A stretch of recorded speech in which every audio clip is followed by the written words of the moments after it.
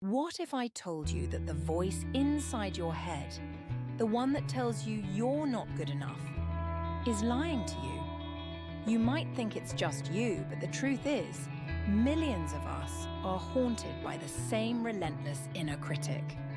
In this video, we're going to expose the roots of this destructive voice and, more importantly, show you how to silence it for good. If you've ever felt like a failure, stay with us, because your breakthrough is just around the corner. Welcome to our channel, where we dive deep into the hidden aspects of our psyche to unlock a more fulfilling life. Today, we're tackling one of the most pervasive and damaging issues many of us face, our harsh inner critic. You'll learn why this voice exists, how it formed, and the most powerful strategies to finally put it to rest. But first, let me ask you, what would your life look like if you no longer had to fight against that voice every single day? Keep watching, because by the end of this video, you'll have the tools to make that a reality.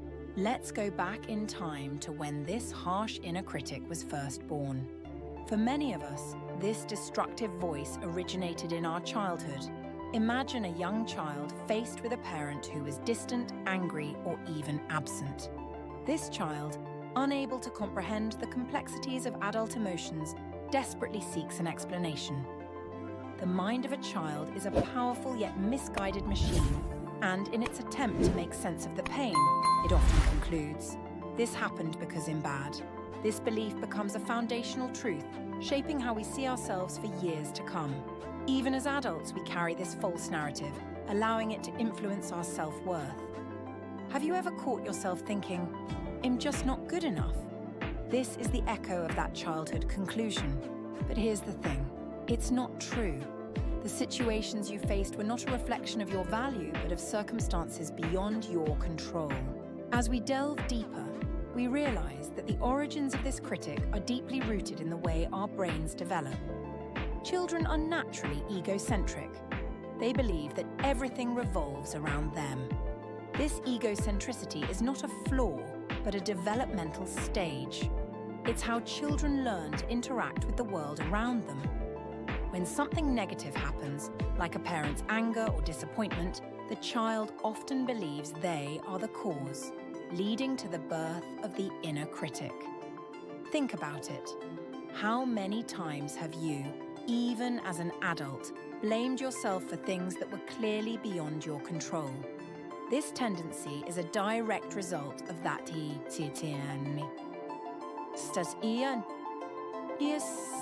early programming. The inner critic becomes a constant companion, whispering in your ear, reminding you of your perceived inadequacies. This part of the video will explore psychological studies that show how childhood experiences, particularly those involving parental relationships, shape our inner voices. We'll discuss the work of child psychologists like Jean Piaget and Erik Erikson, who identified key stages in childhood development where self-concept begins to form. Understanding these concepts is crucial because it helps us see that our inner critic is not a permanent part of us. It's a construct that can be deconstructed. But it's not just about understanding the origins. It's also about recognizing the patterns that this critic creates in our lives. We'll look at how these early beliefs translate into adult behaviors, like perfectionism, fear of failure, and self-sabotage. By recognizing these patterns, we can begin to unravel the grip that the inner critic has on us. Fast forward to today. The child who once believed they were the cause of their parents' unhappiness has grown into an adult who still harbors that belief. Despite promotions, friendships, and successes, this inner critic refuses to let go. It disregards any evidence to the contrary, insisting that you are still that same bad person. This is why, even when others praise you, there's a part of you that simply can't believe it. But here's the truth. This voice is a liar. It was formed out of a need to make sense of an unbearable situation, but it no longer serves you. In fact, it's holding you back from fully embracing your potential. Imagine the freedom of no longer being at the mercy of this relentless critic. How different would your life be if you could see yourself through a fairer, more compassionate lens? In this section, we'll dive deeper into the day-to-day impact that the inner critic has on our lives. Have you ever noticed how this voice shows up at the worst possible times? Like before a big presentation, during a crucial conversation, or when you're about to try something new? This is not a coincidence. The inner critic is a master of sabotage. We'll explore how this critic manifests in different areas of life. Career. The inner critic often shows up in our professional lives, making us doubt our abilities and accomplishments. It convinces us that we're imposters, that any success we've achieved is a fluke, and that it's only a matter of time before we're exposed as frauds.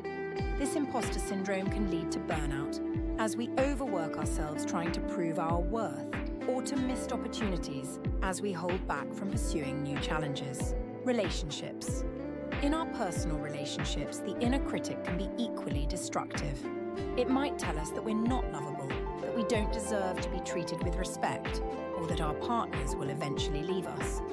This can lead to unhealthy relationship dynamics, where we settle for less than we deserve, or where we push people away out of fear of rejection. Personal development. On a more personal level, the inner critic stifles our growth. It tells us that we're not smart enough to learn something new, not creative enough to pursue our passions, or not disciplined enough to achieve our goals. This leads to a life of stagnation, where we stick to what's safe and familiar, rather than reaching for our true potential. But the inner critic doesn't stop there. It also affects our mental health, contributing to anxiety, depression, and low self-esteem. We'll discuss how chronic self-criticism can create a cycle of negativity, where we're constantly beating ourselves up for not being good enough, leading to feelings of hopelessness and helplessness. This section will include real-life stories of people who have struggled with their inner critic, people who, despite outward success, felt like frauds or failures.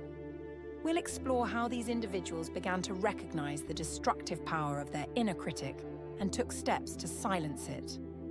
Their stories will serve as powerful examples of how it's possible to break free from the inner critic's grip and live a more fulfilling life. Now, let's talk about breaking free. The first step is understanding that your inner critic is just one part of you, an outdated defense mechanism that no longer serves its purpose. It's time to acknowledge it for what it is, a coping strategy from your past. You can even thank it for trying to protect you, but now it's time to say goodbye. To silence this critic, start by challenging its narrative. When you hear that voice telling you you're not good enough, ask yourself, where's the evidence? More often than not, you'll find that the evidence doesn't support this negative belief. Replace those thoughts with affirmations of your true worth. Another powerful tool is mindfulness. By staying present, you can catch these negative thoughts as they arise and choose not to engage with them. Instead, focus on the here and now, where you have control and can make positive choices for your life. In this section, we'll delve into specific strategies for silencing the inner critic. Cognitive restructuring. This is a powerful technique from cognitive behavioral therapy, CBT, that involves identifying and challenging negative thought patterns. When the inner critic tells you that you're not good enough, ask yourself if that's really true. Where's the evidence? Is there any proof that you're a failure? More often than not, you'll find that these thoughts are based on assumptions, not facts. Once you've identified the flawed logic in these thoughts, you can replace them with more accurate, positive beliefs. Mindfulness meditation. Mindfulness is about staying present and observing your thoughts without judgment. It's a powerful tool for breaking free from the inner critic because it allows you to see these thoughts for what they are. Just thoughts, not truths. Through mindfulness meditation, you can learn to detach from negative thoughts and let them pass without getting caught up in them. This creates space for more positive, empowering thoughts to take root. Self-compassion. One of the most effective ways to silence the inner critic is by practicing self-compassion. This means treating yourself with the same kindness and understanding that you would offer a friend. When the inner critic attacks, respond with self-compassion. Remind yourself that it's okay to make mistakes, that you're doing your best, and that you deserve love and respect. Over time, this practice can help you build a more positive self-image and quiet the inner critic's voice. Visualization. Visualization is another powerful tool for overcoming the inner critic. Imagine the critic as a separate entity, a shadowy figure that doesn't belong to you. Visualize yourself confronting this figure and telling it to leave. Then imagine a bright, warm light filling the space where the critic once stood. This light represents your true self, strong, confident, and full of potential. By practicing this visualization regularly, you can reprogram your mind to reject the inner critic and embrace your true self. Journaling. Journaling is a great way to process your thoughts and emotions, and it can be particularly effective for dealing with the inner critic. Start by writing down the negative thoughts that the critic is telling you. Then, challenge these thoughts by writing down evidence that contradicts them. Finally, write down positive affirmations to replace the negative thoughts. This process helps to rewire your brain and create new positive thought patterns. In this section, we'll also include exercises that viewers can do to practice these strategies. For example, we'll guide them through a short mindfulness meditation, where they'll learn to observe their thoughts without judgment. We'll also provide prompts for journaling, such as, "What is my inner critic telling me?" and "What evidence do I have that contradicts these negative thoughts?" With the critic silenced, it's time to rebuild your self-worth. This starts with self-compassion. Treat yourself with the same kindness and understanding you would offer a close friend. Acknowledge your strengths, celebrate your successes, and forgive yourself for past mistakes. Remember, you are not defined by your past, but by who you choose to be today. Surround yourself with supportive people who lift you up and remind you of your value. Let go of toxic relationships that reinforce your inner critic's lies. As you begin to see yourself through a more compassionate lens, you'll notice that the inner critic's voice grows quieter and quieter. Rebuilding self-worth is a gradual process, but it's essential for overcoming the inner critic. In this section, we'll explore the steps involved in this process. Cultivating self-awareness. Self-awareness is the foundation of self-worth. It involves understanding your strengths, weaknesses, values, and beliefs. By becoming more self-aware, you can begin to see yourself more objectively and appreciate your unique qualities. We'll discuss techniques for increasing self-awareness, such as mindfulness, journaling, and seeking feedback from trusted friends and mentors. Practicing self-compassion. As mentioned earlier, self-compassion is key to rebuilding self-worth. In this section, we'll delve deeper into what self-compassion looks like in practice. This includes setting healthy boundaries, saying no when necessary, and prioritizing self-care. We'll also discuss the importance of forgiving yourself for past mistakes and letting go of guilt and shame. Setting and achieving goals. Setting and achieving goals is a powerful way to build self-worth. When you set a goal and work towards it, you're proving to yourself that you're capable and competent.